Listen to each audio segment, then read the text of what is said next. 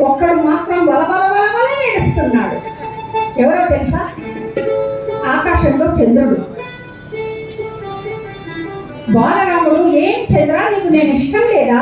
ఎందుకు ఏడుస్తున్నావు? చాలా ఇష్టం ఉంది మీరంటే, కానీ వీళ్ళందరూ మీరు పుట్టగానే చూసేశారు. నేను చూడాలంటే మధ్యాహ్నం దాటాలి, సాయంత్రం దాటాలి, రాత్రి కావాలి, అప్పుడు వస్తా నేను, అప్పుడు చూడాలి. అంతవరకు ఎట్లా ప్రాణం బిగుపట్టుకొని ఉండాలా అని బాధపడుతున్నానండి. నేనంటే నీకు ఇష్టమా? చాలా. ఎంత? బోలెడంత.